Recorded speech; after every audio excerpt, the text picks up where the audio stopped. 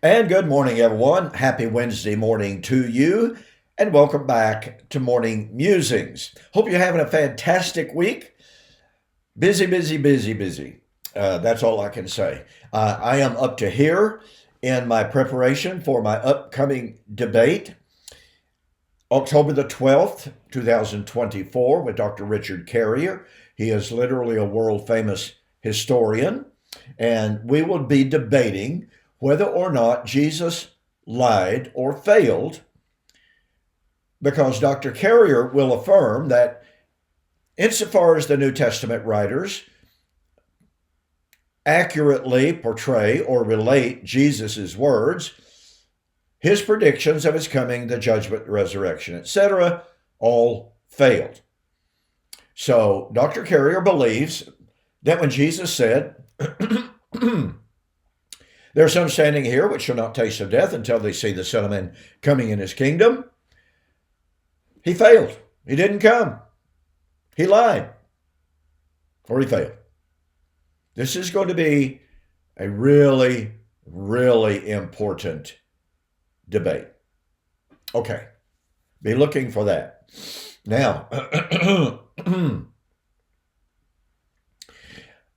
yesterday and Monday, I shared with you how Daniel chapter 9 was anticipating the consummation of the atonement by the prediction and prophecy of the bringing in of everlasting righteousness. And how that had to be accomplished, not at the outset of the 70 weeks, which, by the way, is basically the necessary view of those who believe that the atonement was finished at the cross or at the ascension. Because they have to be saying that, okay, the 70 weeks began at Jesus's baptism, okay? And then 3.5 years later, approximately, you have Jesus's death. So they have to have the bringing in of everlasting righteousness at the end of the first 3.5 years of the final week of the 70 weeks. Now, it seems to me that that presents all sorts of problems, but I'm not going to go into that, okay? What I'm focused on today is, and I asked you yesterday to consider the following question. I pointed out how the New Testament writers quote from the Septuagint, the Greek translation of the Hebrew Old Testament.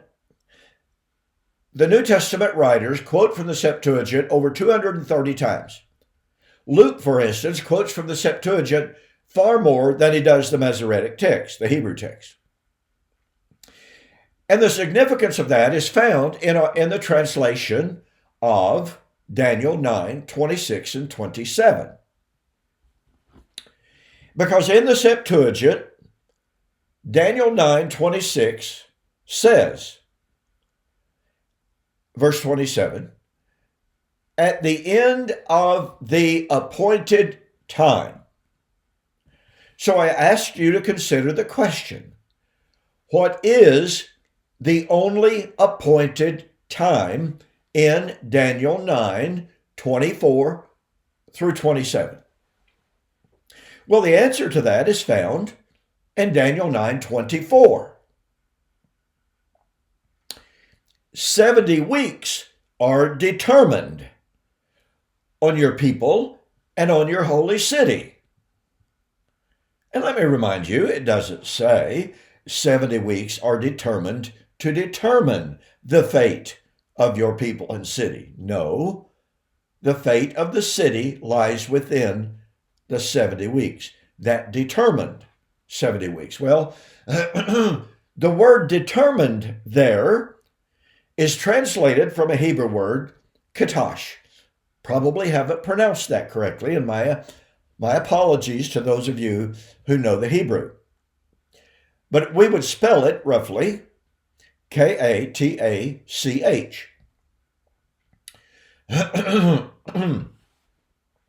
Katash means cut out, designated, appointed.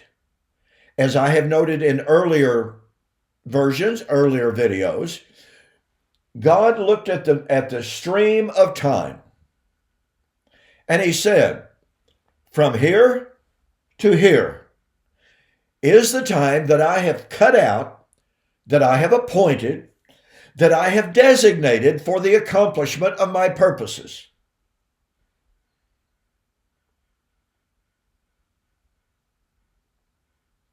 Now then, Daniel is told at the end, the consummation of the 70 weeks. Now, I purposely didn't quote the rest of it. But boy, you got to catch the power of this. At the end of the appointed time, and the only appointed time in Daniel 9 is the 70 weeks. And somebody might jump up and say, well, no, Don, you've got the countdown of the first period of time from the going forth of the decree to rebuild and to restore Jerusalem shall be 62 weeks. Well, see, there's an appointed time. Well, that 62 weeks is found within the confines and the parameters of the 70. It's not an independent, standalone appointed time. And Daniel 9, 26 and 27 is talking about at the end of the appointed time. Not a appointed time, but the appointed time. Soon to Leah, to Kairu. To is the appointed time. So you can't argue, oh, well, the first 62 weeks, that's an appointed time. And then you have an additional 7 weeks. That's an additional appointed time. We're not talking about the totality of the 70. Yes, we are. Because you see, the 7 weeks do not stand as an isolated unit of time independent of the 70. Messiah would be cut off after the 69th week. What comes after the 69th week? Well, I'm not good at math. Really bad at math. I sometimes jokingly say, anything beyond 2 plus 2 equals 5 and I'm lost. But 70, even in my bad math, 70 is what comes after 69. And after the 69th week, Messiah would be cut off, and he'd be cut off in the middle of the week. The middle of what week? The week that comes after the 69th week. So we have here a contiguous countdown, if you please. There are not 3 designated appointed times independent from, separated from the 70 weeks. They are part and parcel of the 70-week countdown. This is critical. You cannot have an end of one designated period of time independent from the 70 without violating the linguistics of Daniel 9 and the soon to Leah to Kairu, the appointed time. So, at the end of the appointed time, and to reiterate, the only appointed time is the 70 weeks. All other time is subservient or subsumed under the 70. And here's what you got to catch the power of. This is, I tell you, this was literally one of those epiphany moments. This was literally one of those moments in which the text reached up and slapped me beside the head like a 4x8. Not a 2x4, a 4x8. I literally came up out of my chair. And you're going, okay, Preston, get to it. Okay, here it is. At the consummation of the appointed time and end, a soon to Leah, consummation, end, termination, an end shall be made to the desolations. Did you catch the power of that? In other words, at the end of the 70 weeks, an end shall be put to the desolations. What are the desolations? The siege and destruction of Jerusalem. Now, let me address the argument that is made that the 70 weeks ended in AD 34-35, either with the stoning of Stephen or with the conversion of the Gentiles, Acts chapter 10. Ask yourself the question, ladies and gentlemen, were the desolations of Daniel 9 going on, taking place on the city and the sanctuary? You know, that's what Daniel 9:26 is talking about.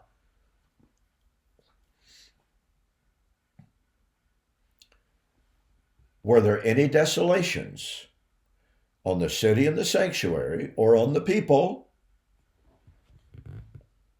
in AD 34 or 35? The answer to that is an unequivocal, undeniable no. But wait a minute.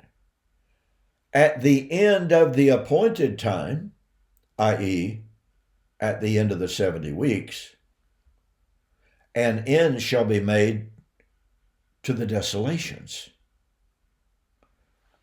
The end of the desolation would be at the end of the appointed time. The appointed time is 70 weeks. Therefore, the end of the war would be at the end of the 70 weeks. The 70 weeks, the appointed time, would terminate at the end of the desolations. This sounds repetitious, but we have to see the power of it. The end of the appointed time would bring the end of the desolations. The desolations were the war. Therefore, the end of the 70 weeks would bring the end of the war. Since the war did not begin until AD 66, then the end of the appointed times, or the appointed time of the 70 weeks, could not have been before AD 66, or the end of the war. The end of the desolations is the end of the war. But the end of the war is, to repeat, the end of the 70 weeks. Now, what's the application here? What's the application of Yom Kippur? 70 weeks are determined to bring in everlasting righteousness.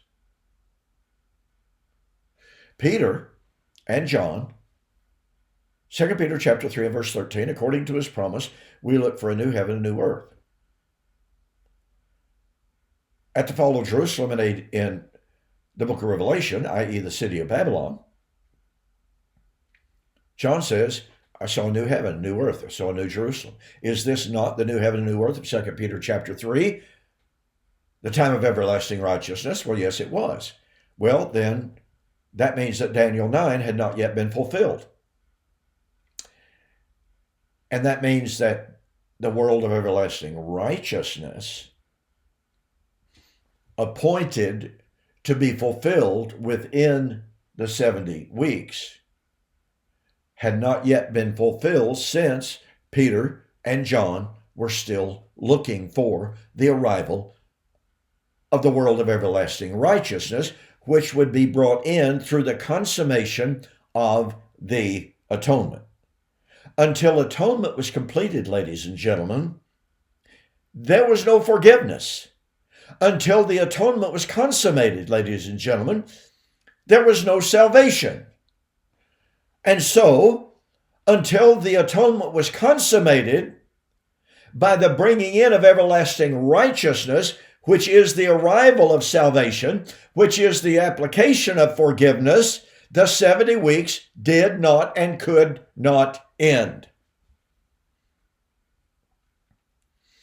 You might want to go to YouTube and look up my presentation on Daniel 9 and the end of the millennium at the recently completed Arkansas Eschatology Seminar.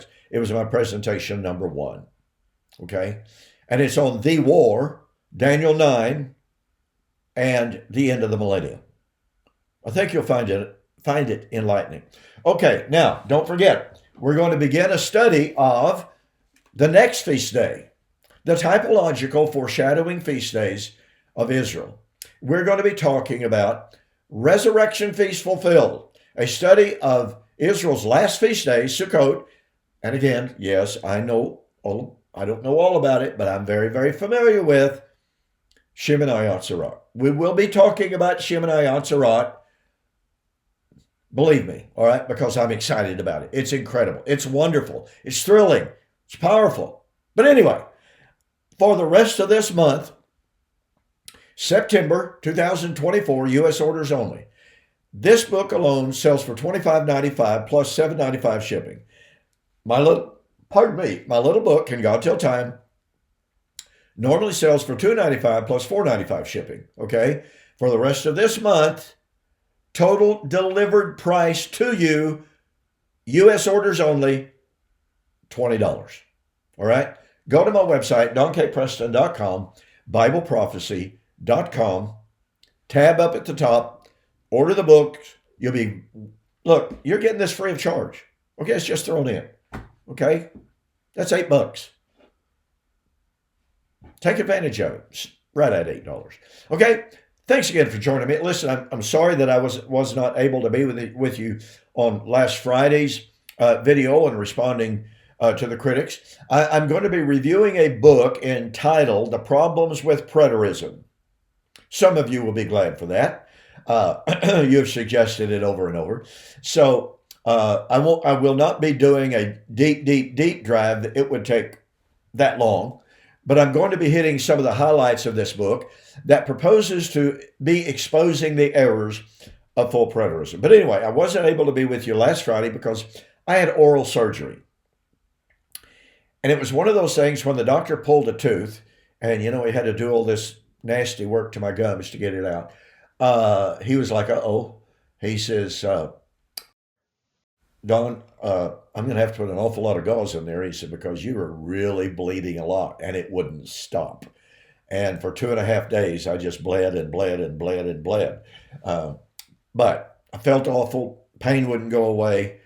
So I was really in no shape to be with you last Friday morning. Anyway, be with me this Friday as we begin a study of the problems with preterism, and then back with Mike Sullivan for preterist apologetics. Okay, thanks so much for joining me. I'll see you on Friday.